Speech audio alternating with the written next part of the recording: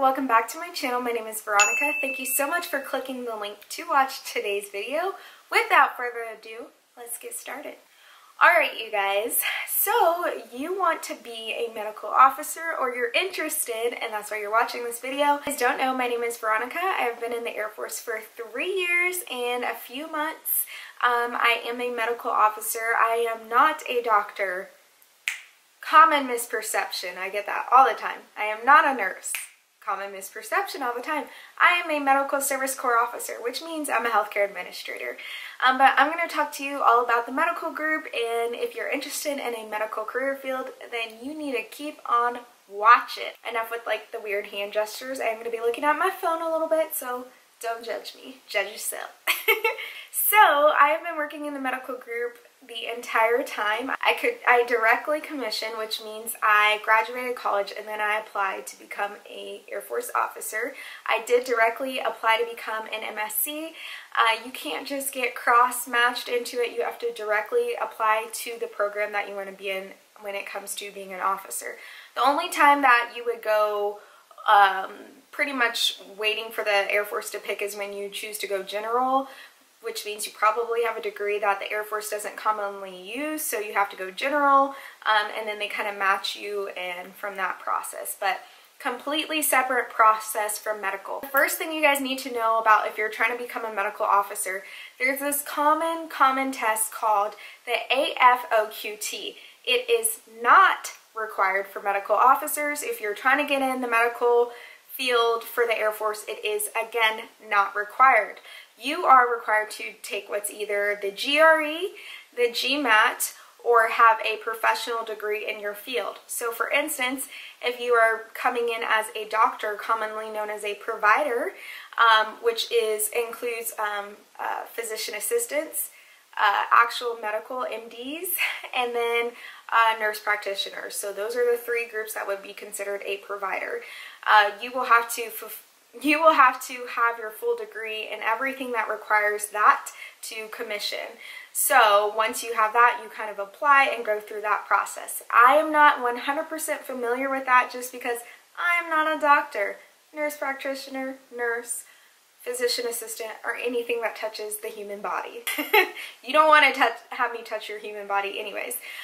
So yeah, you do not need the AFOQT. I get this question a ton, and just let you guys know, you do not need that. But you do, however, need the GRE or the GMAT or whatever your fulfilling requirements are. What it's like to work in the medical group, it is pretty awesome. We do a lot of morale days. So for Halloween, we just did like what's called the Halloween walkabout, where the whole medical group decorated. It shut down at the end of the day, like 1500, and we just went full out. My flight did Charlie Brown, and it was just amazing. So stuff like that. Some other fun things we do, sometimes we may have dress down days for as like a fundraiser. So our booster club, which is kind of like a normal booster club, they raise money throughout the year for the holiday parties. Every group has one. So we'll do dress down days where we wear civilian clothes, but those are pretty few and far in between. And we'll pay money to wear dress down clothes, so stuff like that. So I personally love the medical group because we have the better facilities. So when you're working in a hospital, typically you want to make sure your patients feel comfortable and they feel like they can get good care and they feel bright and stuff. So we have skylights in our building, we have a lot of light in our building, a lot of things are newer, we have heat and AC. A lot of the other groups are older, or they have to share amongst more people than we do. So the medical group has its own money, and so we don't really have to go to the wing and ask for money, whereas the wing, everyone who's not a part of the medical group has to fall under that. And because it's so large, you know, there's not as much to go around, so things might take a lot longer. For the medical group, it's pretty quick and instantaneous when it comes to facility maintenance, modernization. You're going to see a lot of upkept clinics. The work hours, I get a lot of questions about what is it like to work in the medical group and work those hours. You guys, you work until the job's done. For me, that means usually a 10 to 11 hour day.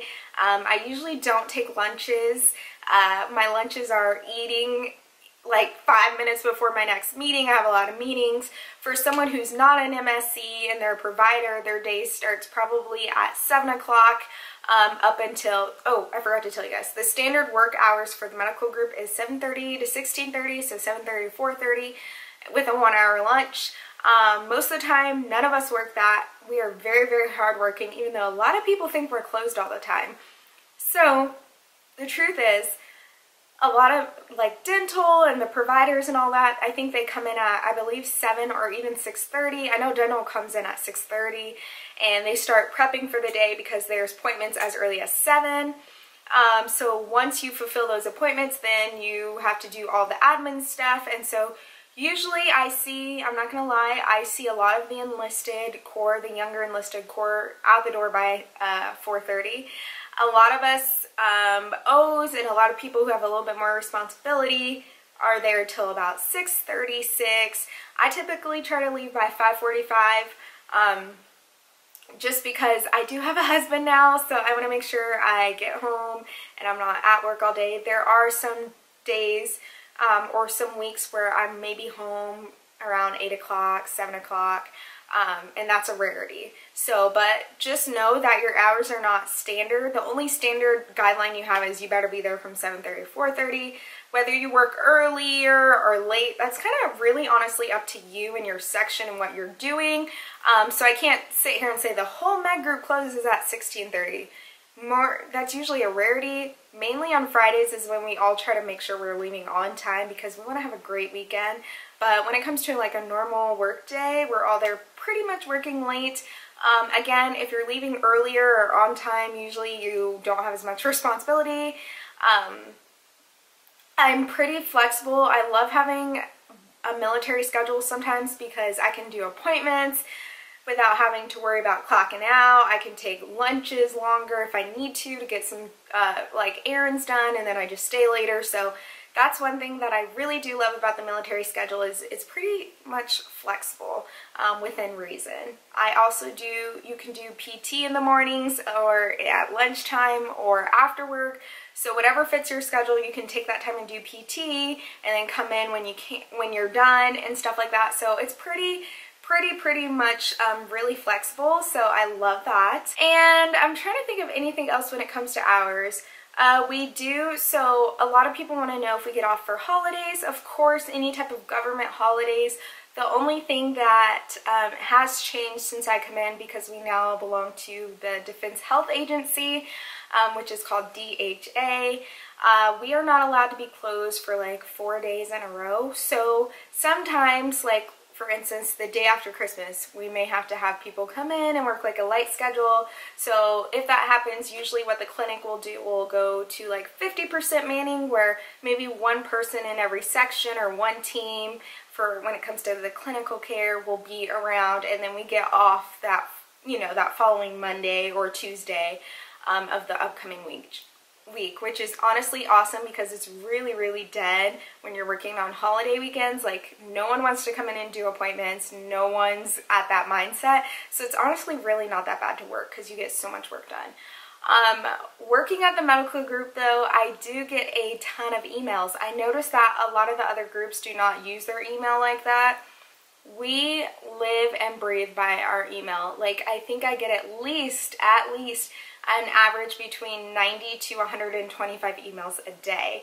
I was gone TDY for 2 weeks and I was on a whole different network and I couldn't access my emails in and out, and I just had 500 emails. It was just crazy that I had to go through. Some days I'll get a ton of emails, like I'll get 120. The next day I may get like 20.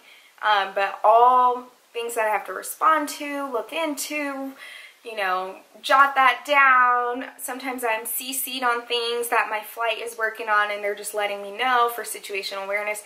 It's a lot of stuff. So I think that's the most annoying part about being in the medical group is how many emails we get and how many meetings we do. We do have a lot of meetings. If you are like a flight leader or maybe an element leader, well, probably not an element leader, so maybe a flight commander or if you're an exec staff member, you're going to attend a lot of meetings, and you're going to be sitting in there thinking like, why am I in these meetings? But the meetings are necessary because we all have to meet, get things done. There's so much that we discuss, so much that changes, that, you know, you're doing flight meetings, you're doing flight huddles every week, every morning. I mean, there's just so much stuff that's going on that you're just like, oh my gosh. It is very, very fast paced in the medical group, depending on your size. So if you're at even a small base, like I'm considered a small base, and we are just churning and burning because you have to do more with less, and that goes for everyone. I think everyone's doing more with less these days, but I just feel like, especially at a smaller facility, I'm working so hard. Some days I'm just so stressed out because I'm just working so hard, and not saying that, you know, that's not my job, but if you think you're coming in just to like chill and barely do anything, that this is not the career for you in the Air Force, because we come to work, like you work. Pretty much a lot of people ask me about the male to female ratio when it comes to medical groups. There are a lot more females, there are a lot more officers, just because providers, social workers, MSCs, I'm trying to think of other things, nurses, you know, you're gonna have a lot of female dominated career fields when it comes to like things like nursing, and social work is typically more of a female career, psychologists, you know, stuff like that. But there are still quite a bit of males. There's a lot of male doctors. At our clinic, we do have a pretty good even split, to be honest, when I think about every single section. But yeah, you're not gonna, I was the only female MSC for the longest time. All the MSCs were always males for the past 3 years, until I got 2 females who came in. So it's nice to have a female, you know, friend and a female SGA. Nothing against the males, but yeah, I came in and it was just a male dominated world. So even though you feel like, oh my gosh, there's so many males, or there's so many females, or there's so many people, you know, people are PCSing in and out all the time, it's always going to change. So I honestly don't pay attention to that. When it comes to minorities, because I know a lot of people ask me this question too, minorities in the medical group, I definitely see more minorities in the medical group than anywhere else, at least at my current base. It is nice to have minorities, you know, around, so that way you can relate and not feel like you're all alone. By no circumstances am I saying that I have to be around other minorities, but unless you're a minority, I feel like you don't really understand what I'm saying, so please don't twist this into something that it's not, but it's just a fact that I'm sharing. So we do have a lot of minorities currently at my base, and growing, so that's nice to see, especially when it comes to planning morale events, and just we want people to feel like they're not alone, especially up here in Montana. It can get lonely, so yeah, but I think working in the medical group really honestly isn't, I love it. It makes me feel like I'm a civilian on the outside, you know, everything's up to date, I request things come in, so I really don't struggle at all with, you know, other things that maybe some other groups struggle with, and honestly I haven't really heard any other complaints from the other groups either. Only thing is AC and heat. Sometimes AC won't be working in other buildings just because of certain things they have going on, but for the medical clinic you always have to have AC and heat running. You can't just have a building cold or too hot because, you know, patients. So that's the great thing. The downside is a lot of times when other groups get to close early because, you know, they're all military, they all do the same job, we do not. A lot of our jobs are one person, only one person is trained how to do that. Only 2 people, only 10 people, only 3 people, only 4 MSCs. So a lot of times, a lot of groups don't understand that for the medical field, it's not like we all do the same job. We all do so many different jobs, but we come together to make a well-oiled machine. And I get a lot of, just even from my peers, when I meet people across the wing, they think that we all do the same job. We do not all do the same job. Another misconception that a lot of people think is, oh, we're closed all the time or we can go home early. No, we go home when the patients are done, but even then you still have to, for the clinicians, they still have to chart and do end of day checklists and processes. Me, I'm still making sure, you know, I get thrown all these hot taskers and I have to stay and work on things, and you know, if you don't stay late, it's kind of hard to ever get, you know, caught up, especially when you have so much to do. I think a lot of people think that we just close at 4:30, but we don't. Like, we may lock the doors at 5 o'clock, but we're all still in there. A lot of us are still in there, not everyone. And then a lot of people think that, so for the medical group, what's different is we do have what's called a training day, where we train all day on stuff for us to deploy and stuff for us to basically have like disasters teams. So if any natural disaster happens, so for Montana, it's earthquakes, it's, you know, a snowstorm or something, maybe a disease containment plan outbreak happens. We do a lot of exercise training and a lot of training within our teams, and we're all assigned to different teams to do different things. And so every fourth Thursday of every month we close and we train solely on that. We're not allowed to work on normal stuff. There's no patient care, nothing. We start at 7 a.m. and in sometimes 4:30 or 5, and we're just training all day, doing stuff together, commanders calls, stuff like that. So that's one thing that's a little bit different. And then everyone thinks that we're just closed all the time and we can just leave whenever we want. That is so not true. So if you're ready, if you're interested in the medical field, expect to work various hours, expect to do a lot of things with less, and expect to have a high-paced type of workload. And so if you love that type of stuff, you love staying busy, you love just the variety and the various things and the changing, and nothing's consistent. I mean, not nothing, but every day is different and there's new challenges each week and new things you get done, then the medical group is definitely for you. And honestly, I always tell people you can always try it, and if it doesn't work out, you can either separate or cross-train. But there are a lot of people cross-training trying to get into the medical field, if that tells you anything.